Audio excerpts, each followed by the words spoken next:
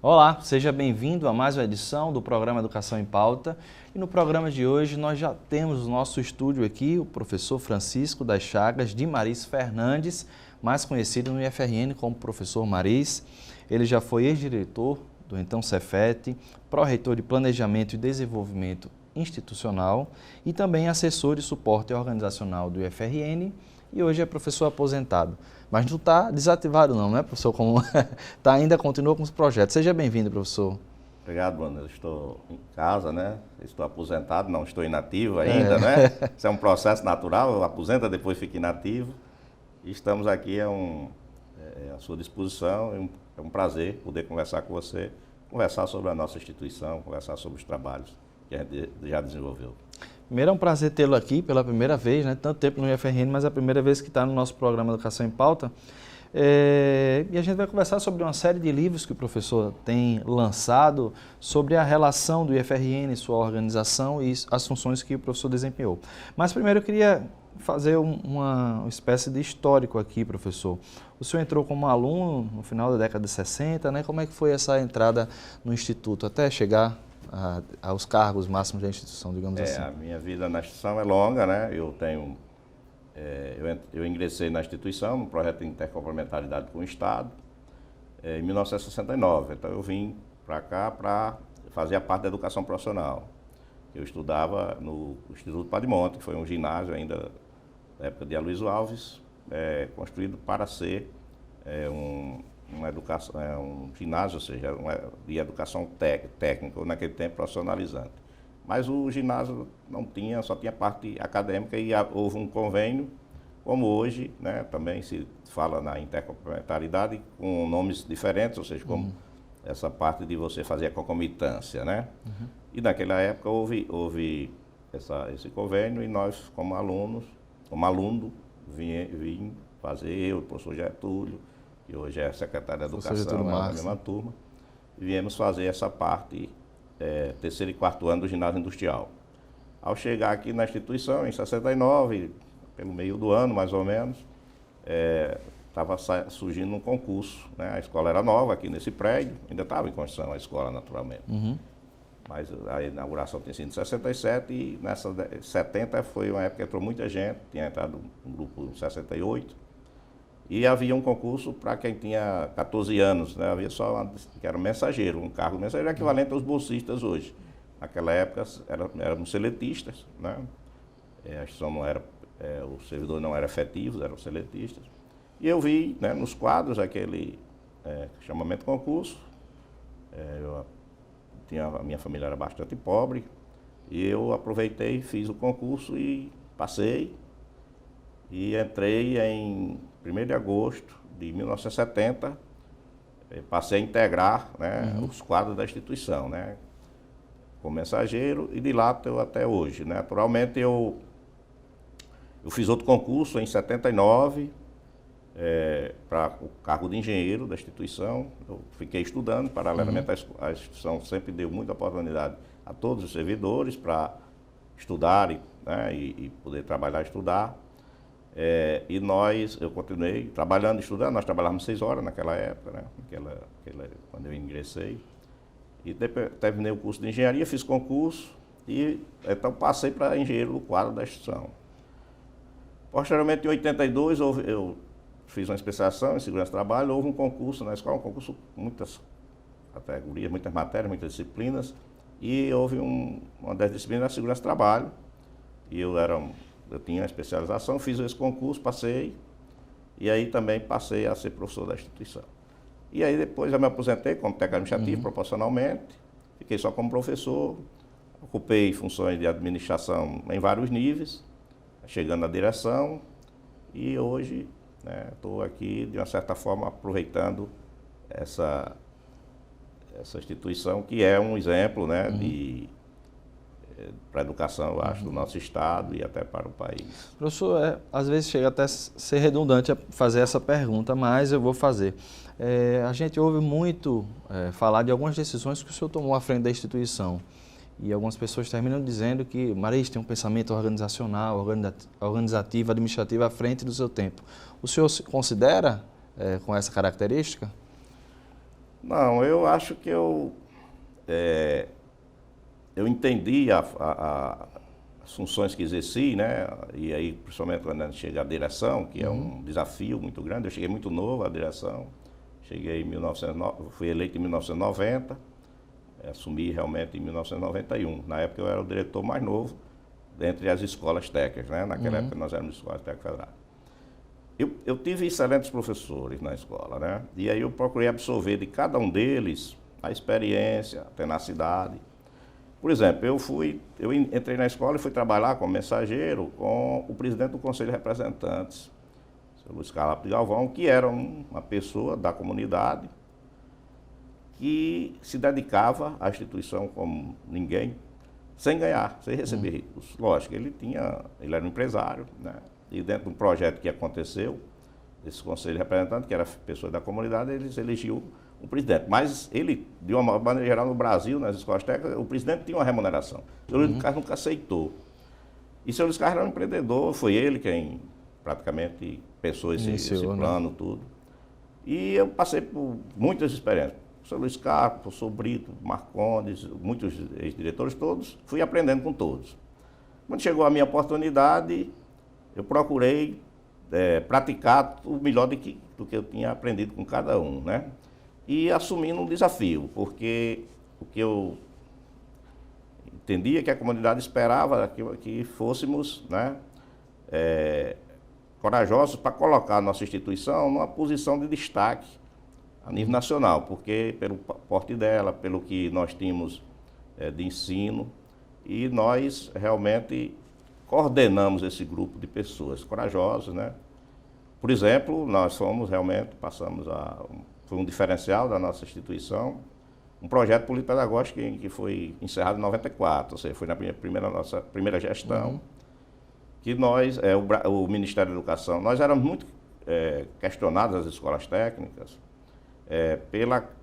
por sermos ilhas de excelência, porque também o governo financiava, como até hoje, né, o custo da escola técnica em relação à escola de ensino médio é bastante diferenciado nos estados. Mas nós éramos de excelência e isso representava o quê? Uma elitização da clientela, como se colocava. Isso é o que hoje, às vezes, ainda se coloca muito nas universidades, que o filho do pobre não consegue entrar na universidade. Isso antes das cotas, né? As cotas... as cotas. Hoje temos as cotas. Mas na época ninguém falava em cota e nada. Então o Instituto, né, assim, a escola técnica, sob a nossa coordenação, direção, abriu esse sistema para o Brasil. Então aí o pessoal corajoso por isso, porque não tinha isso. E nós, esse projeto o Ministério financiou, foi feito pelo Cefet, na época já era Cefet, Minas Gerais, uma avaliação, e identificou que realmente existia, ou seja, os filhos dos pobres, aquelas pessoas que mais precisavam de talvez ingressar, não estavam ingressando porque havia uma barreira. Nós já tínhamos na instituição um projeto chamado PEB7, que era também chamado de Protécnico, o apelido dele era Protécnico, que já colocava, né, já preparava os alunos, filhos de sindicalizados, isso começou na década de 68, eu acho, no final da década de 60, colocava poucos alunos para ingressando na instituição. Preparava, tinha umas 2 vagas ou 3 por turmas, por cada turma que montava, tinha umas 10 turmas, ou coisas assim, e alguns alunos, naturalmente, porque eram melhor preparados, eles terminavam ingressando. Então, essa experiência era... E então nós fizemos, né, uma grande discussão na instituição e um grupo de trabalho, de estudiosos, pessoas muito sérias, tudo, e constatamos que havia a possibilidade de quebrar isso. Mas para quebrar isso, você tinha que também, aí poucas vezes, né, ter um pouco de coragem, né, um desafio. Era atender a escola pública, porque na nossa avaliação daquele momento, o segredo do carente estava na escola pública.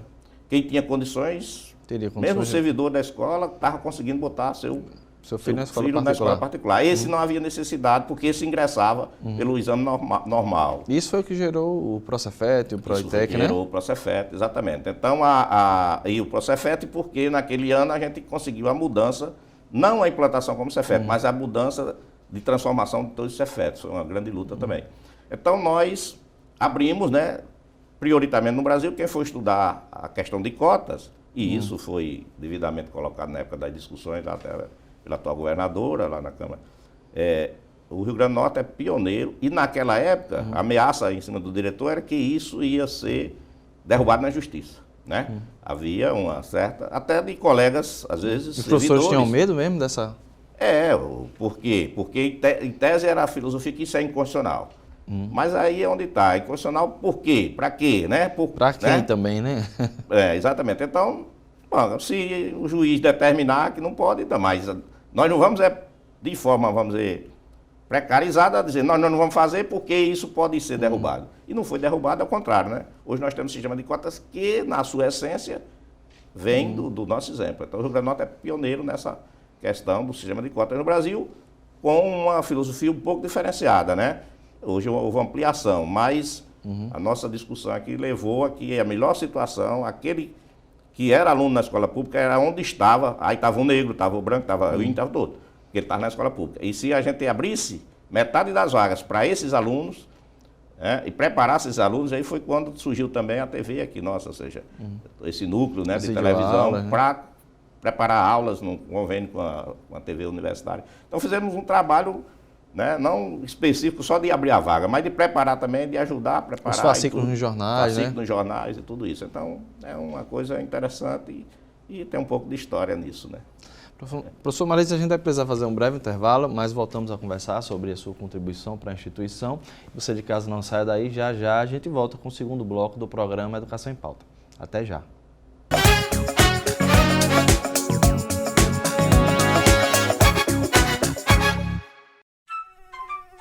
Assim ele parece inofensivo, mas você já sabe os males que esse mosquitinho pode trazer.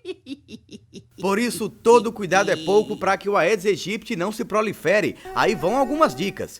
Verifique caixas, reservatórios e depósitos de água. Eles devem permanecer limpos e lacrados. Deixe o terreno limpo de copos plásticos, pneus, sacos de lixo. Não parece, mas eles podem ser criadouros do mosquito.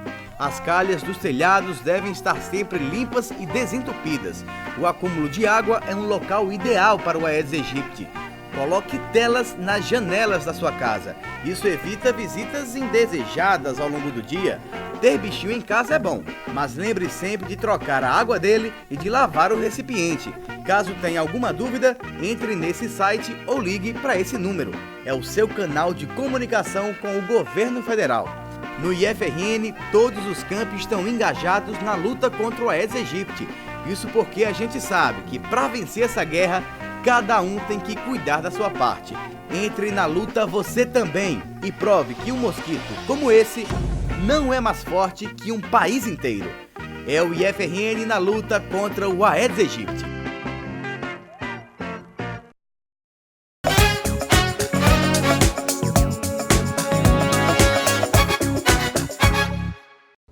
Voltamos no intervalo e eu continuo a conversar com o professor Maris sobre a instituição e sobre a história da instituição também, não é, professor?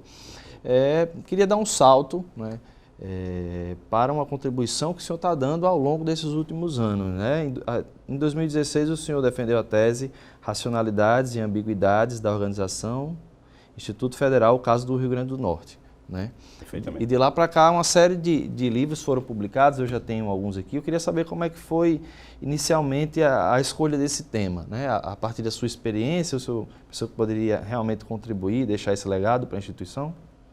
Perfeito. Nossa transformação no Instituto Federal, que aconteceu no governo Lula, foi um momento de uma certa... havia uma certa inquietação, né, nas nossas instituições, que éramos Cefetes, né? Porque nós estávamos num processo de ampliação, né? O governo Lula começa ampliando as instituições, as expansões, né? Os Cefetes, né? Ainda tem algumas escolas técnicas, criando, né, naquele momento, que se chamava Unidade de Ensino Descentralizada, né? Nós no Rio Grande do Norte só tínhamos uma, né? Que era em Mossoró. Né? E aí o governo cria um programa, e esse programa vai se ampliando e começa a perceber que, assim, de uma certa forma, não dava para você ter uma instituição com muitas unidades, no sistema anterior, ou seja, no sistema centralizado, que era o princípio nosso, o Cefet, que é o princípio da universidade. Então, na época eu estava na direção, né, eu tinha voltado à direção, e participei efetivamente, na época que virou instituto, já era o professor Belchior, mas até eu entreguei em março e a lei foi sancionada em dezembro. Então nós participamos muito das discussões e o que aconteceu? Houve um debate na nossa rede, porque inclusive tinha já um exemplo da Universidade Tecnológica do Paraná. E havia uma preocupação, a rede, para nós que somos mais velhos sabemos, a dificuldade que nós tínhamos, porque nós não tínhamos ensino superior, até aqui com o Cefet nós já tínhamos um curso superior, porque tinha um decreto-lei de 65, que permitia você submeter projetos, e o primeiro curso nosso, que foi de informática, nós submetemos antes de sermos instituto, mas a legislação, depois da Constituição de 1988, a Constituição dizia que ensino médio é responsabilidade dos estados. E as nossas instituições, a base delas era ensino médio, apesar de ser profissionalizante, ou seja, técnico, mas era ensino médio. Cada ministro que assumia havia uma preocupação, porque o ministro, muitas vezes o pessoal de São Paulo não conhecia bem. São Paulo era uma escola, até hoje ainda, né, um instituto que não é tão forte, porque se perde no conjunto de unidades. O Senai é muito mais forte do que diferentemente dos outros estados, Nordeste. Os institutos, as escolas técnicas foram muito fortes. Então, o que é que acontece? O pessoal chegava, conhecia a FATEC, que era um modelo de escola técnica que tinha, o próprio governo de São Paulo tinha, mas não conhecia essa rede. E dizia, essa rede, 20 e poucas escolas, não representava muita coisa. Aí, algumas vezes, nós fomos ameaçados, efetivamente. O governo Fernando Henrique foi um momento decisivo, né? De que realmente o governo assumiu pensando em que essas escolas iam ser repassadas para os estados.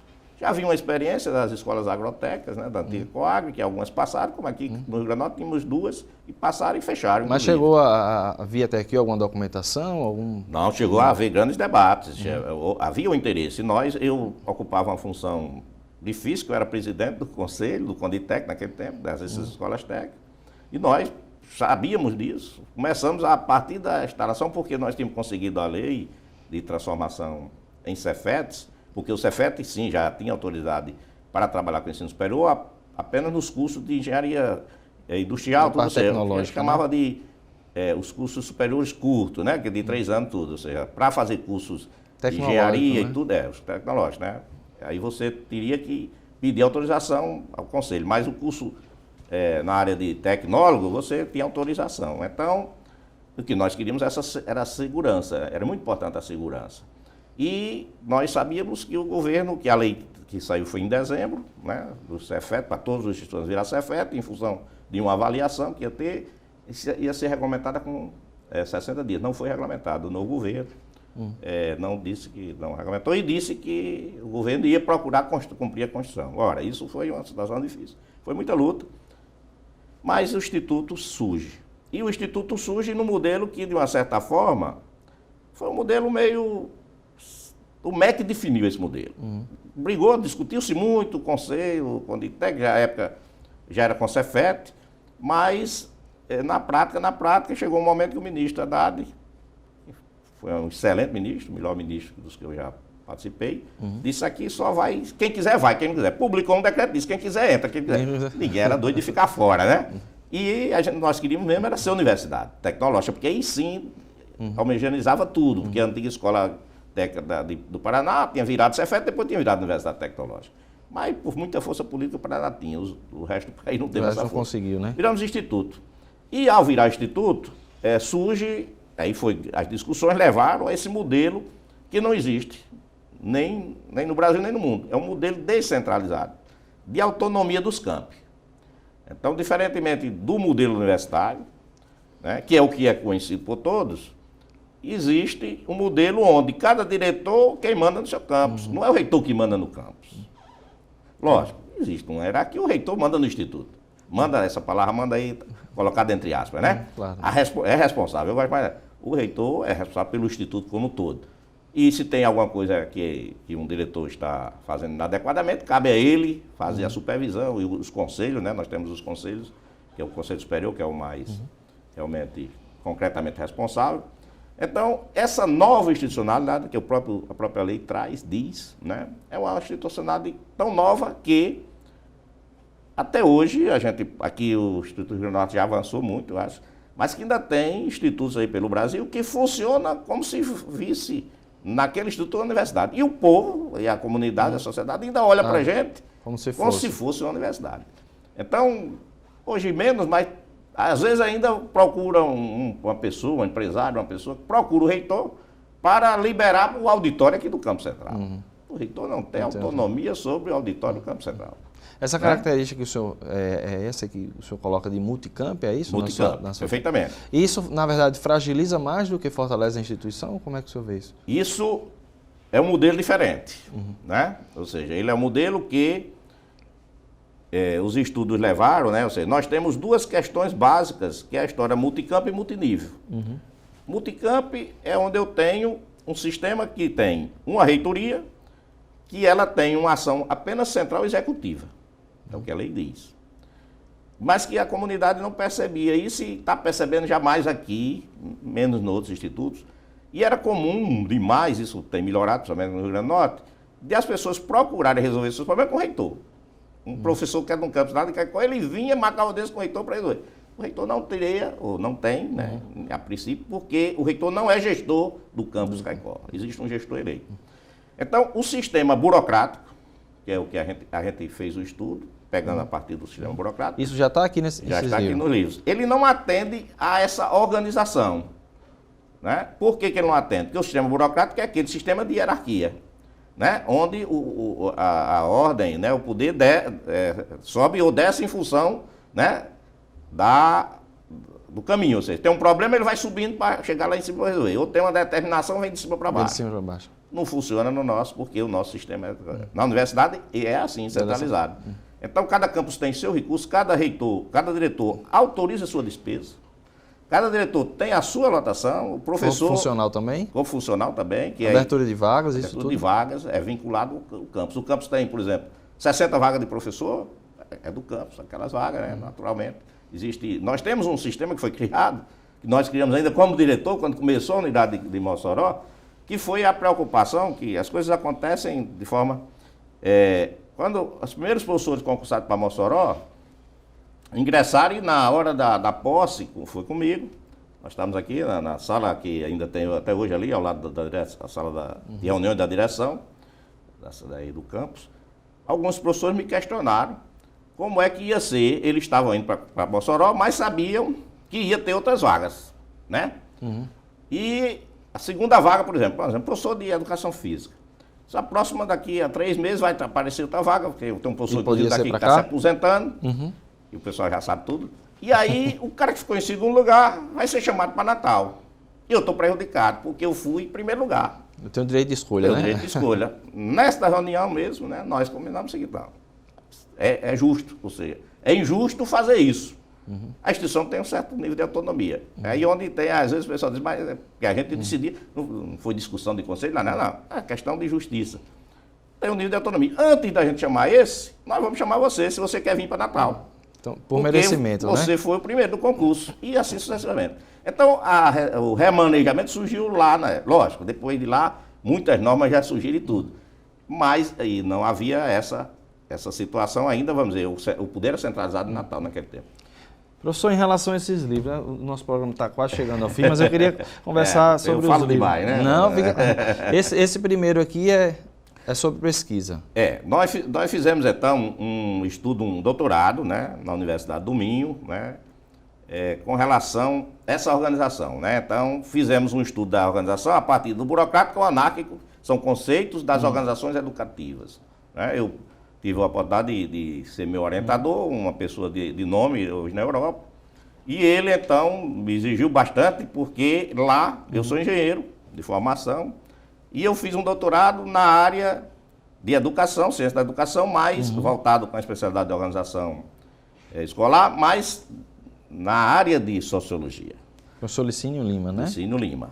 Então, esses trabalhos, a tese e os livros, eles têm uma lente voltada para a sociologia da educação, ou seja, a sociologia das organizações educativas, né? Isso é toda uma conceituação que existe. Porque você pode ver as organizações educativas, assim, não as organizações, o nome seria esse, mas as escolas como organização escolar, pelo lado, pelo viés totalmente, vamos dizer, de uma linha capitalista. Sim, também. Né? Que você não teria esse viés, é a área empresarial, né? Existem algumas pessoas que estudam a escola como uma instituição ou como uma entidade empresarial, né? A escola como empresa. Aí você tem. No nosso caso, foi dessa linha. E aí o processo sendo visto. Esse aqui é outro livro. Entre o burocrático e o anárquico, que são dois extremos, a gente pôde perceber o contexto central. E aí o que tem, vamos dizer aqui, tem uma tese que todo doutorado tem que ter algo novo, né? Conceitos novos, né? Um dos conceitos que nós conseguimos, de certa forma, defender e aprovar, é que o Instituto, ele de uma forma, vamos dizer assim, meio em rede, como ele funciona, ele também junta nas suas decisões parte burocráticas e parte anárquicas. Então, isso é uma teoria que, de extremos, se você, né? Você quebra a rotina que normalmente os paradigmas dizem, isso ou é isso. Não é bem. Hoje não é mais. As escolas, o ensino também já tem uma conceituação. Mas esse aqui entre a organização escolar, entre o burocrático e o anárquico. Esse livro, Organização Escolar, aí é a parte, vamos dizer assim, do referencial teórico da tese, né? Então, todo referencial da tese... A tese foi distribuída entre esses livros, não é isso? Esses livros formam a tese, os 3 primeiros livros. O Conexões, ele, na prática, o anterior que você mostrou, ele junta os 2 primeiros capítulos, que é uma revisão da educação profissional no Brasil, desde 1909 até 2014, porque a gente tem que parar, porque comecei a trabalhar a tese em 2013 até 2015, né? Esse foi o tempo que a gente fechou, né? O recorte para poder terminar a tese, né? Que eu terminei em 2015. Então, em 2014, nós fechamos essa parte de todo o que tinha acontecido no Brasil sobre a educação profissional. O primeiro que terminei não dando a resposta, o primeiro livro, é simplesmente a parte conceitual da metodologia da científica, que isso é um grande problema que todo mundo enfrenta. Então nós fizemos aí um livrinho objetivo que serve tipo um manual. Para quem está começando, fazer um mestrado e tudo, isso aí já não vai estudar tanto, né? A gente tem que estudar muito para chegar na parte. Então... E esse último aqui, com a autoria do professor Willis Tabosa. Esse último livro a gente fez uma pesquisa, né, através dos sites dos institutos federais, no mês de janeiro e fevereiro, estávamos de férias, e combinamos com o Willis, ele topou, nós montamos, a partir dessa pesquisa que eu desenvolvi uma análise da macroestrutura dos institutos federais. Por quê? Os institutos formam uma rede, é isso que a lei diz, né? E cada instituto é uma rede. O Instituto Federal do Norte é composto por uma rede de campos, né? De campi, né? Consideram plural. E os institutos em si, a própria lei diz que formam uma rede nacional. E aí nós fomos ver como é que se comporta cada instituto na sua estrutura básica, ou seja, as pró-reitorias e as que a gente chama de diretoria sistêmica como um todo. E aí foi esse trabalho que nós fizemos, eu fiz essa pesquisa, escrevi, né, algumas considerações, o Willis escreveu outras e a gente montou esse livro que indica que essa rede ela é heterogênea até nessa concepção, ou seja, precisaria avançar um pouco, né, para efeito. Uma questão que da minha tese, eu acho que o tempo aí está estourando, ficou aqui naquela época, eu acho que hoje está melhor, mas é bom resgatar, houve um certo dificuldade, as pessoas, não era isso que a gente estava estudando, mas como você faz um estudo de pesquisa, como nós fizemos, bem amplo, com entrevista, com consulta de documento, e você chega a determinadas conclusões que às vezes não está previsto, não estava procurando. Que foi que estava naquela época, havia uma crise de identidade na instituição. Essa crise de identidade era exatamente a dificuldade que as pessoas tinham de entender essa instituição dentro daqueles 2 níveis que você falou. Essa história de multicamp, onde há o poder é dividido entre o reitor e os diretores. Ou seja, tem hora que o diretor é quem manda, tem hora que é o reitor quem manda, então esse poder, né, está dentro do poder. E a questão multinível, ou seja, como é que eu vou fazer num campus do interior todos os níveis da educação profissional, do básico ofertar tudo, né, professor? A pós-graduação. Né? Professor, infelizmente nosso tempo acabou, mas eu quero agradecer pela oportunidade. Esses livros eles podem ser encontrados aonde? Esse livro, de uma certa forma, é o livro da metodologia, está comigo, a produção foi minha, e os demais aqui na Pró-Reitoria, na editora nossa que nós temos. Muito obrigado. Tem um livro que já foram refeitos, porque no sentido que esgotaram e tal, mas eu acho que Márcio ainda tem ali na editora, a professora Atite. Ok, professor Maris, muito obrigado pela entrevista de hoje. Agradeço. E você de casa, muito obrigado pela sua audiência. A gente se vê na semana que vem com mais uma edição do programa Educação em Pauta. Até lá.